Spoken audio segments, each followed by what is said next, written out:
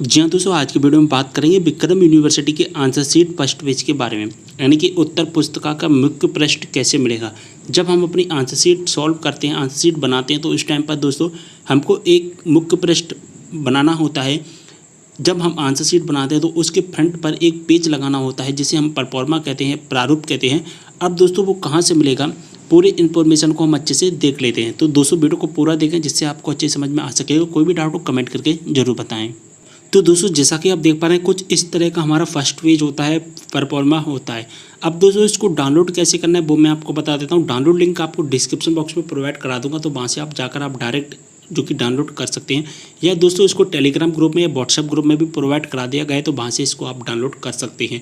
या दोस्तों आप डाउनलोड नहीं कर पा रहे हैं तो आप मुझे पर्सनल व्हाट्सएप पर मैसेज करके भी आप मुझसे ले सकते हैं, मैं आपको प्रोवाइड करा दूंगा। तो आप व्हाट्सएप ग्रुप का लिंक आपको डिस्क्रिप्शन बॉक्स में दिया गया है, वहाँ पर ज्वाइन करके आप मुझे पर्सनल मैसेज कर सकते हैं, मैं आपको प्रोवाइड करा दूंगा। ओके, अब दोस्तों इसको भरना सीख लेते हैं कि किस तरह से हमको भरना है। यानी कि जो हम आंसर शीट बनाते हैं, जो 16 पेजों की हम आंसर शीट बनाएंगे दोस्तों, उस आंसर शीट के फर्स्ट नंबर पर एक प्रारूप लगाना होता है। यही हमको प्रारूप है वो लगाना है। इसी प्रारूप में हमारी जो सारी डिटेल्स हैं वो फिल होती हैं। तो देखिए यहाँ पर सबसे पहले तो हमको अपनी विक्रम यूनिवर्सिटी का नाम डाल देना है, यानी कि विश्वविद्यालय का नाम डालना है। और यहाँ पर हमने जिस कॉलेज में एडमिशन लिया है उस कॉलेज का नाम यहाँ पर डाल देना है। इसके बाद हमको कक्षा डालनी है। अगर आप बीकॉम के स्टूडेंट हैं तो बीकॉम फर्स्ट ईयर, और बीएससी के तो बीएससी फर्स्ट ईयर, इस तरह से आपको डाल देना है। अगर आप रेगुलर के स्टूडेंट हैं तो यहाँ पर नियमित लिख देना है। अगर आप प्राइवेट के स्टूडेंट हैं तो यहाँ पर स्वाध्याय लिख देना है। इसके बाद में आप किस विषय की कॉपी बना रहे हैं, फाउंडेशन कोर्स की बना रहे हैं, मैथ की बना रहे हैं, इंग्लिश की बना रहे हैं, जिस सब्जेक्ट की भी आप बना रहे हैं उस सब्जेक्ट का नाम यहाँ पर आपको डाल देना है।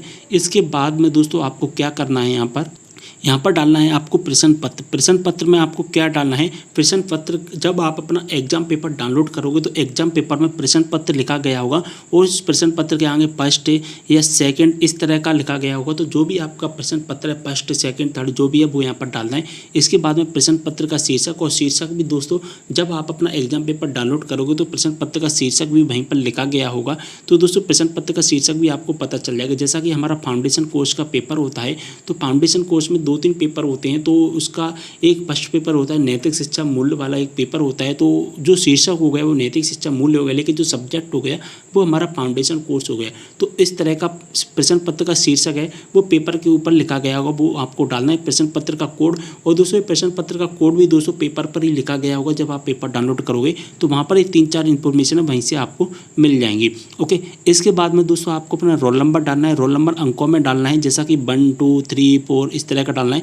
और यहाँ पर आपको शब्दों में डालना है 1, 2, 3, 4 इस तरह से आपको डालना है। यहाँ पर आपको अपना एनरोलमेंट नंबर डालना है, यानी कि नामांकन का नंबर डालना है। इसके बाद में दोस्तों आपको क्या फिल करना है, यहाँ पर प्रश्न पत्र का दिनांक, यानी कि जब आपके प्रश्न पत्र वेबसाइट पर अपलोड किए गए थे, किस तारीख को आपको एग्जाम स्टार्ट हुए थे, तो उस तारीख को यहाँ पर डालना है।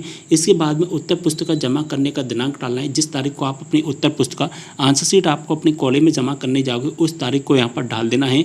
इसके बाद में दोस्तों यहाँ पर क्या डालना है, केंद्र पर जमा की गई उत्तर पुस्तिका के कुल पृष्ठों की संख्या। उत्तर पुस्तिका अधिकतम 16 पृष्ठों की होगी, आगे व पीछे का पृष्ठ मिलाकर। आपने जो आंसर शीट लिखी है उस आंसर शीट में कितने पेज हैं, 15 पेज हैं, 16 पेज हैं, यानी कि जितने भी पेज आपने लिखे हैं उतने पेज आपको डालना है। यानी कि कुल पृष्ठों की संख्या 16 आपको यहाँ पर डाल देनी, क्योंकि 16 से ज़्यादा आप यहाँ पर कॉपी नहीं बना सकते, तो 16 यहाँ पर आपको लिख देना है। इसके बाद आपको यहाँ पर क्या करना है, कुछ भी नहीं करना है, और आपका एक काम है पूरा का पूरा हो चुका है। बस यही है हमारा फर्स्ट पेज, यही है हमारा फ्रंट पेज, जिसको हमको फिल करना होता है और आंसर शीट के फर्स्ट पेज पर लगाना होता है।